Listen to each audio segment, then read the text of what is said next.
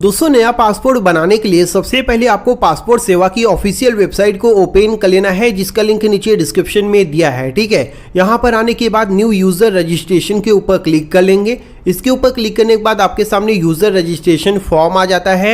यहाँ पर सबसे पहले आप पासपोर्ट ऑफिस सेलेक्ट करेंगे तो आपकी सिटी का नाम यहाँ पर आपको देखने को मिल जाएगा, तो आप सेलेक्ट कर सकते हैं। अगर आपके सिटी का नाम नहीं दिया गया है तो आपके स्टेट में जो भी बड़ी सिटी का नाम यहाँ पर है उसे आपको सेलेक्ट कर लेना है। ठीक है, इस प्रकार से आप देख सकते हैं। उसके बाद यहाँ से आप नीचे आएंगे तो यहाँ पर दोस्तों आपको गिवन नेम दिया गया है। गिवन नेम में आप अपना जो फर्स्ट नेम होता है साथ में जो मिडिल नेम होता है दोनों ही दोस्तों यहाँ पर टाइप कर लेंगे। ठीक है, यहाँ पर सिर्फ अपना सरनेम टाइप करना है और नीचे कैलेंडर के ऊपर क्लिक करके आपको यहाँ पर अपना डेट ऑफ बर्थ सेलेक्ट कर लेना है। ठीक है, नीचे यहाँ पर आपको अपना ईमेल आईडी टाइप करना है और अगर आप अपने ईमेल आईडी को लॉगिन आईडी बनाना चाहते हैं तो आप इसे यस कर देंगे। उसके बाद आपका ईमेल आईडी ऑटोमेटिक यहाँ पर नीचे भी आ जाएगा।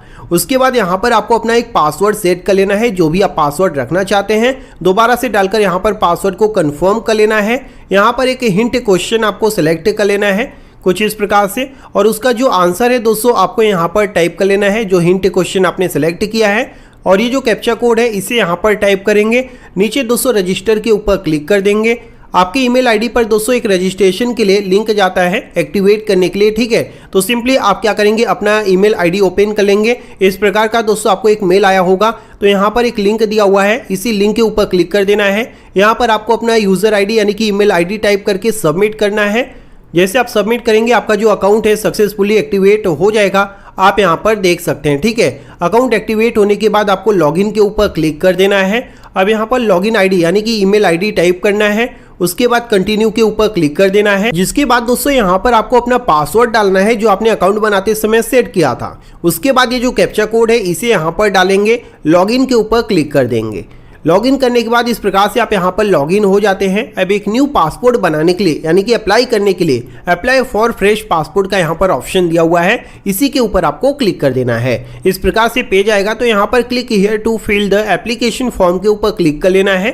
आपके सामने इस प्रकार से इंटरफेस आएगा तो यहाँ पर आपको स्टेट सेलेक्ट करना है, आप जिस स्टेट में रहते हैं। यहाँ पर डिस्ट्रिक्ट भी आपको सेलेक्ट कर लेना है, जिला। ठीक है, इस प्रकार से आप देख लीजिए। अगला स्टेप आ जाएगा अप्लाइंग फॉर का, आप यहाँ पर देख लीजिए। तो फ्रेश पासपोर्ट आप यहाँ पर सेलेक्ट करेंगे अगर आप एक नया बना रहे हैं। अगर आप री इशू करना चाहते हैं अपने पासपोर्ट को तो आप ये सेलेक्ट कर सकते हैं। ठीक है, अब नॉर्मल पासपोर्ट बनाना चाहते हैं तो नॉर्मल सेलेक्ट करेंगे। अगर आपको बहुत ज़रूरी है तत्काल में आप बना रहे हैं तो यहाँ पर तत्काल को सेलेक्ट कर लेंगे। उसके बाद दोस्तों हम इसे नॉर्मल रहने देते हैं। कितने पेजेस का पासपोर्ट बनाना चाहते हैं, 36 पेजेस का, तो ये आप सेलेक्ट करेंगे। अगर 60 पेजेस का बनाना चाहते हैं तो ये आप सेलेक्ट करेंगे। तो यहाँ पर हम 36 पेजेस का बनाने वाले हैं, ये सही रहता है, तो हमने इसे सेलेक्ट कर लिया है। उसके बाद आपको नेक्स्ट कर देना है। नेक्स्ट करने के बाद यहाँ पर एप्लीकेंट डिटेल। ठीक है, सबसे पहले आपको गिवन नेम में अपना जो फर्स्ट नेम है प्लस मिडिल नेम यहाँ पर आप देख लीजिए दोनों ही दोस्तों इस वाले कॉलम के अंदर डालना है। ठीक है, यहाँ पर आपको सिर्फ अपना सरनेम डालना है। नीचे से आपको अपना जेंडर सेलेक्ट कर लेना है, मेल फीमेल जो भी है। और अगर आपने दोस्तों मतलब किसी और नाम से जाने जाते हैं, ठीक है, तो ऐसे में आप यहाँ पर क्या करेंगे, यस सेलेक्ट करेंगे, नहीं तो आप इसे नो सेलेक्ट कर लेंगे। ठीक है, उसके बाद अगर आपने कभी अपना नाम चेंज किया था, ठीक है, तो ऐसे में आप यहाँ पर यस करेंगे, नहीं तो इसे भी आपको जो है नो कर देना है।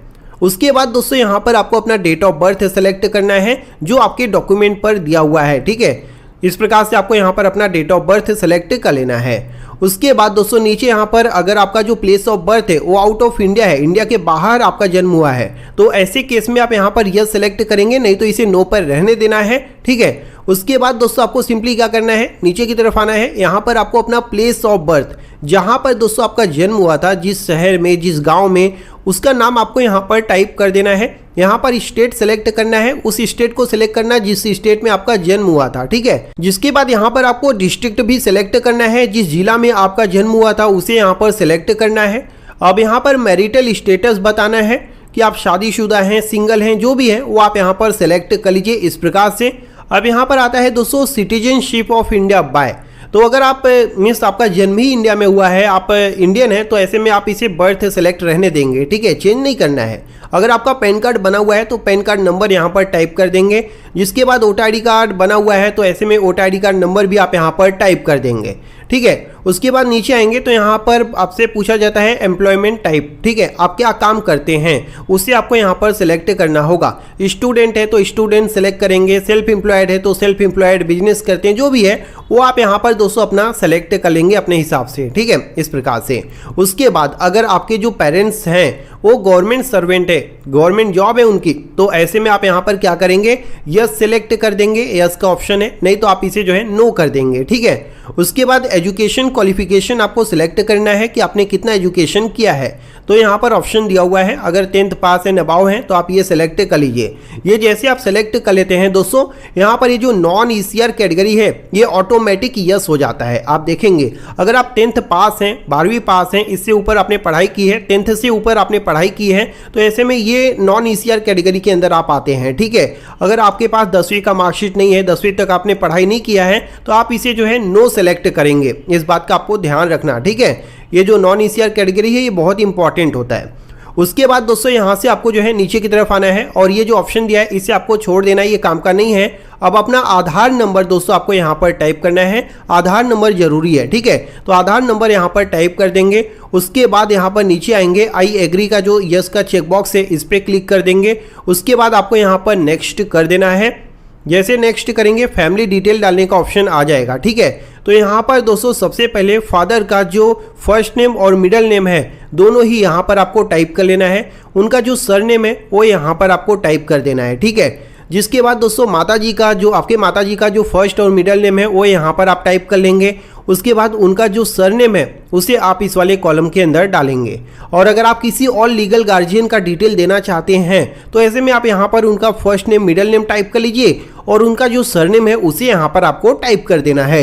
उसके बाद आपको यहाँ पर नेक्स्ट कर देना है। जिसके बाद दोस्तों अब आपको यहाँ पर अपना प्रेजेंट एड्रेस देना है। ठीक है, तो प्रेजेंट एड्रेस में सबसे पहले अगर आपका जो प्रेजेंट एड्रेस है आउट ऑफ इंडिया है तो ऐसे में आप इसे यस करेंगे, नहीं तो आपको इसे नो रखना है। ठीक है, उसके बाद यहाँ पर house number and street name इस वाले कॉलम के अंदर आपको दोनों ही डाल देना है। ठीक है, उसके बाद जो विलेज एंड टाउन सिटी का नाम है उसे आप यहाँ पर टाइप कर लेंगे।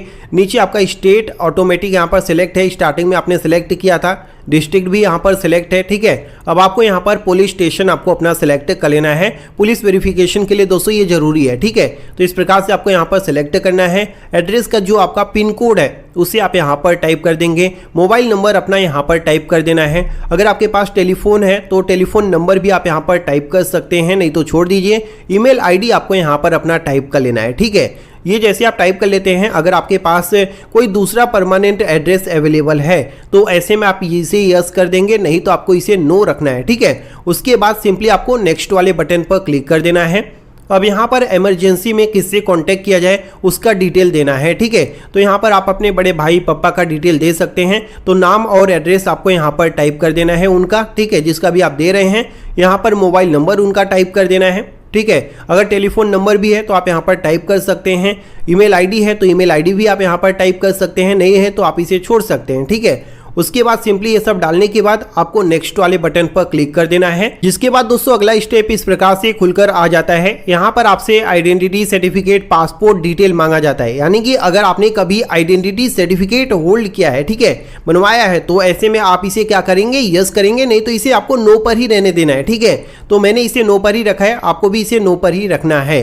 उसके बाद अगर आपके पास कोई प्रीवियस पासपोर्ट है, करंट पासपोर्ट है, तो ऐसे में आप इसे क्या करेंगे, डिटेल्स अवेलेबल के ऊपर क्लिक करेंगे। लेकिन अगर आप एक नया पासपोर्ट बना रहे हैं, आपके पास कोई भी पुराना पासपोर्ट नहीं है, आपने कभी पासपोर्ट नहीं बनवाया है, तो ऐसे में डिटेल्स नॉट अवेलेबल आप इसे सेलेक्ट करेंगे।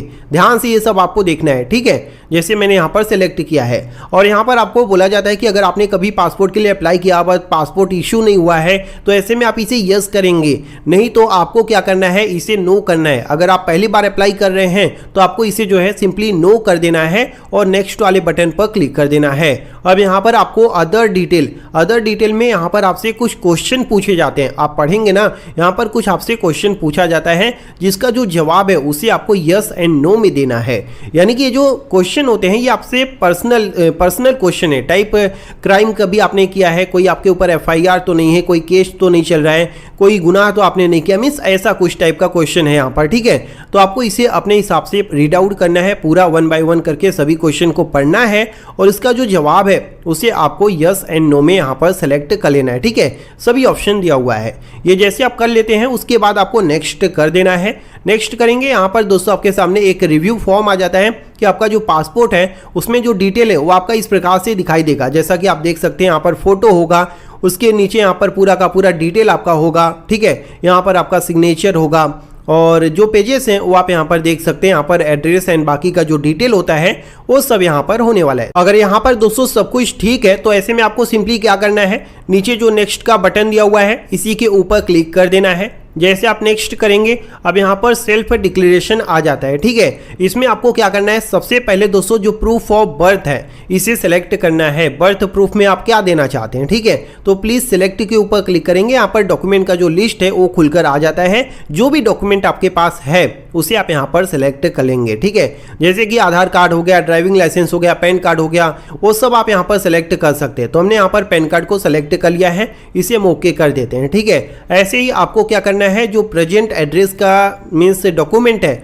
उसे भी आपको यहाँ पर सेलेक्ट करना होगा। तो प्लीज सेलेक्ट के ऊपर क्लिक करेंगे, यहाँ पर लिस्ट खुलकर आ जाएगा। जो भी डॉक्यूमेंट आप देना चाहते हैं उसे सेलेक्ट कर लीजिए। तो यहाँ पर हम आधार कार्ड को सेलेक्ट करते हैं, आधार कार्ड हमें देना है, ठीक है।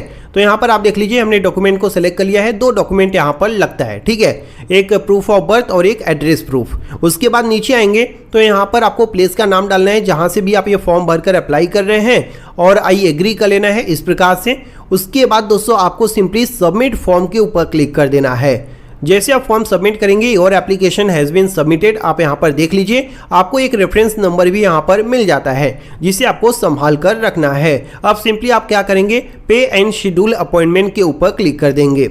जैसे आप इस पर क्लिक करते हैं उसके बाद आपको यहाँ पर पेमेंट मेथड सेलेक्ट करना है कि आप ऑनलाइन पेमेंट करना चाहते हैं या फिर चालान पेमेंट करना चाहते हैं, कौन सा पेमेंट करना चाहते हैं। तो सिंपली आपको यहाँ पर ऑनलाइन पेमेंट को सेलेक्ट करना है, ये सबसे ईजी है, ठीक है। उसके बाद आपको नेक्स्ट कर देना है।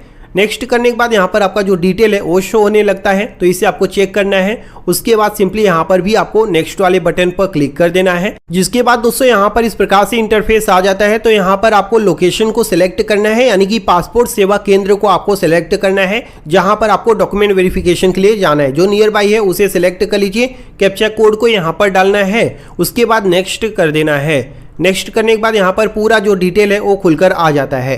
अब यहाँ पर दोस्तों आप देखेंगे तो आपको टोटल 1500 रुपये का बस पेमेंट करना है। 1500 रुपये में ही आपका जो पासपोर्ट है वो बन जाता है, ठीक है। हमने भी इतना ही पे किया था। तो यहाँ पर सबसे पहले आपको क्या है, एक डेट सेलेक्ट करना है, किस डेट को आप पासपोर्ट सेवा केंद्र जाएंगे डॉक्यूमेंट वेरिफिकेशन के लिए, ठीक है। तो यहाँ पर जो ग्रीन दिखा रहे हैं ना वो अवेलेबल है, उस डेट को अपॉइंटमेंट खाली है। तो आप यहाँ पर अपने हिसाब से सिलेक्ट कर देंगे जो भी डेट आपको सही लगे। उसके बाद दोस्तों यहाँ पर डेट सेलेक्ट करके पे एंड बुक अपॉइंटमेंट के ऊपर क्लिक कर देना है।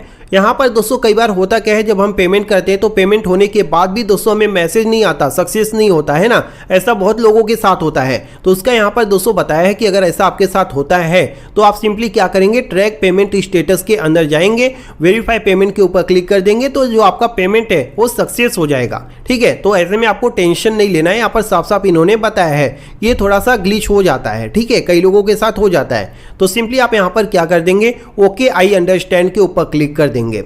अब यहाँ पर पेमेंट पेज खुलकर आ चुका है। ऑनलाइन पेमेंट करना चाहते हैं, credit card, debit card, UPI, जिससे भी आप पेमेंट करना चाहते हैं दोस्तों उससे आपको यहाँ पर सेलेक्ट कर लेना है। हम यूपीआई से करेंगे तो यूपीआई के ऊपर क्लिक करते हैं। उसके बाद दोस्तों यहाँ पर अगर आप क्यूआर कोड से करना चाहते हैं 1500 रुपये का आपको पेमेंट करना है, ठीक है। अगर आप क्यूआर कोड से करना चाहते हैं तो क्यूआर कोड के ऊपर क्लिक कीजिए, यहाँ पर क्यूआर कोड शो हो जाएगा, बस इसे स्कैन करना है फोन पे, गूगल पे से और 1500 रुपये का पेमेंट करना है। पेमेंट करते हैं यहाँ पर जो पेमेंट स्टेटस है वो यहाँ पर सक्सेस हो जाएगा। हमारा ये फेल्ड बता रहा है क्योंकि अभी हम सिर्फ आपको डेमो दे रहे बता रहे हैं ना, तो हमने पेमेंट नहीं किया है। तो यहाँ पर सक्सेस हो जाएगा, आपको एक पेमेंट स्लिप मिल जाएगा, अपॉइंटमेंट स्लिप मिल जाएगा, तो उसे तुरंत के तुरंत यहीं से दोस्तों आपको डाउनलोड कर लेना है, वो आपको स्लिप जो है जरूरत पड़ने वाला है। और अगर आपके साथ दोस्तों ऐसा होता है पेमेंट होने के बाद भी, यानी कि कट गया बैंक से लेकिन फिर भी यहाँ पर बता रहा है फेल्ड, तो आप क्या करेंगे, व्यू सेव्ड सबमिटेड एप्लीकेशन के ऊपर क्लिक करेंगे। यहाँ पर दोस्तों आपको अपना एप्लीकेशन सेलेक्ट कर लेना है इस प्रकार से, ठीक है। उसके बाद आपको पेमेंट एंड अपॉइंटमेंट के अंदर आ जाना है। यहाँ पर ट्रैक पेमेंट स्टेटस के ऊपर क्लिक कर लेना है। इस पे क्लिक करने के बाद दोस्तों आपके सामने यहाँ पर आ जाएगा फेल्ड लिखा हुआ आएगा, तो इसके आगे आप यहाँ पर देखेंगे क्लिक हियर टू रीवेरीफाई, इसी के ऊपर क्लिक करेंगे ना तो जो आपका पेमेंट है वो तुरंत सक्सेस हो जाएगा, समझ गए। तो अगर आपका पेमेंट क्रेडिट मीन्स कट जाता है और नहीं होता है तो ऐसे में आप कर सकते हैं। और यहाँ पर कोई भी डॉक्यूमेंट अपलोड करने की जरूरत नहीं है दोस्तों, क्योंकि वहाँ पर ओरिजिनल डॉक्यूमेंट चेक होता है, यहाँ पर जो आप अपलोड करेंगे उसकी कोई भी वैल्यू नहीं होती है। अब आगे का जो प्रोसेस है आइए मैं आपको बता